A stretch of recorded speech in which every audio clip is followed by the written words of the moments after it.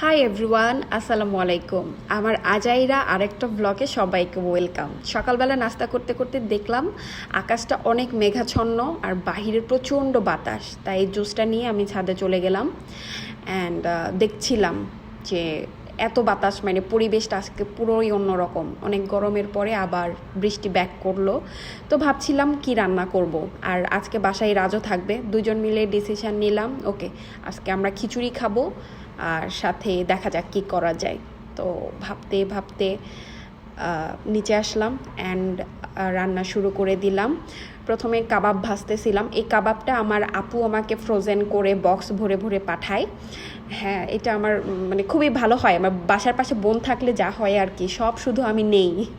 যাই হোক, কাবাব ভেজে নিচ্ছি আর মাছ ভেজে নিয়েছিলাম, কিন্তু মাছের উপরে আমি একটু পেঁয়াজের গ্রেভি করে দিছি।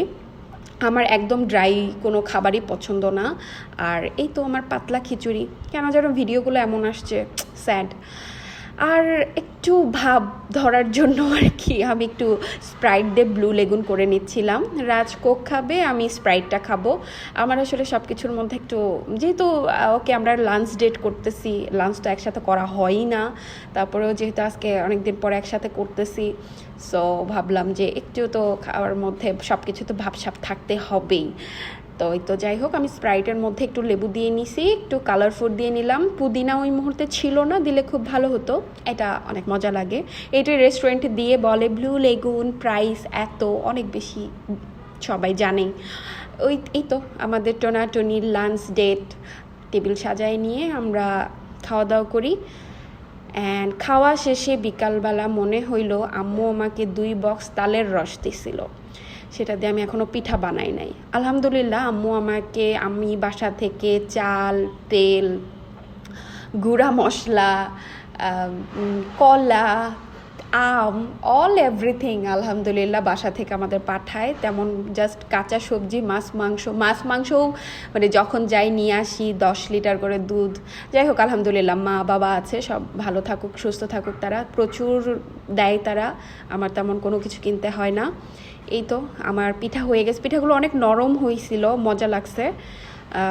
আমি অল্প করে বানাইছিলাম, দেখি কেমন হয়। এরপর আমরা সন্ধ্যার দিকে একটু রেস্ট করে রেডি হয়ে বের হয়ে যাই। কোথায় যাচ্ছি নিজেরাও জানতাম না, সুন্দর রাস্তা দিয়ে বের হয়ে গেলাম। আসলে আজকে সারাটা দিন আমরা দুজনেই নিজেদের মতো করে কাটাইছিলাম, কারণ আমার হাজব্যান্ড সবসময় আমাকে রিফ্রেশ ফিল করানোর ট্রাই করে। আমি একটা জিনিস নিয়ে একটু ডিস্টার্ব ছিলাম, কিছু লো মেন্টালিটির পিপলদের বিহেভিয়ার দেখে। সো আমার হাজব্যান্ড জাস্ট বলছে এগুলো পুরো ইগনোর করবা অ্যান্ড লাইফ থেকে যাকে ভাল লাগবে না কাট করে ফেলবা। তো আমি দেখলাম আসলে এইসব মানুষদের সাথে থাকি না, কোনো কিছু না, হঠাৎ করে দেখা বা একটু কথা, এদেরকে লাইফে এত প্রায়োরিটি দেওয়ার তো কোনো কিছু নাই। So totally skip. And then আমরা তখন গেছিলাম বাড়িধারা ক্লাবে একটা ভাইয়ার ইনভাইটেশন ছিল, ওখানে আমরা টাইম স্পেন্ড করে রাজ বলল যে কি খাবা, বললাম আমাকে বাঙালি খাবার খাওয়ান, টোটালি ভাত ভর্তা খাবো। পরে আমরা 300 ফিট যেয়ে ভাত, ডাল, ভাজি, তারপর কালাভুনা, এই দোকানটার খাবার অনেক মজা। আমি আলাদাভাবে এই দোকানের একটা ভিডিও করব ইনশাল্লাহ। তারপর আমরা বাসায় রওনা হইলাম, বাসায় চলে যাচ্ছি। তো যেতে যেতে দেখি আকাশে অনেক সুন্দর একটা চাঁদ, এই জন্য আমাদের দুজনেরই অনেক ফেভারিট একটা গান দিছিলাম। গানটা শোনাতে পারছি না, কপিরাইট খেয়ে যাব। সো এই তো গান শুনতে শুনতে, ফাঁকা রাস্তা ছিল একদম, আমরা বাসায় চলে যাই অ্যান্ড বাসায় আমরা দুজন উনো খেলতে বসি। এই দিন আমার কপাল এত খারাপ ছিল, 4 বার খেলছি, 4 বারই হারি। আর আমরা যখন খেলি তখন আমরা বাজি রেখে খেলি। যাই হোক, হারাটার পরে আমি খাবার অর্ডার করছিলাম, স্যুপ অ্যান্ড অন্থন ফুড হলে। তো ওরা খাবার পাঠিয়ে দিছে। এই তো আমি খাবারগুলো বের করে নিয়ে আস্তে আস্তে সবগুলো গরম করে নিব। ওদের স্যুপটা আমার কাছে অনেক মজা লাগে। আমি দেখা যায় যে কখনো ফুড পান্ডাতে যদি স্যুপ খাওয়ার ইচ্ছা থাকে, ফুড পান্ডায় কখনো অর্ডার করি না, সব সময় দেখা যায় ফুড হলে অর্ডার করি। বাসার কাছেও আছে আর অনেক মজা লাগে।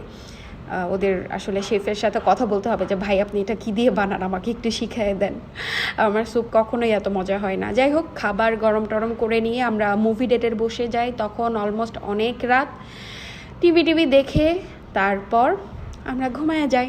এই তো আজকে সারাদিন উড়াধুরা প্ল্যান।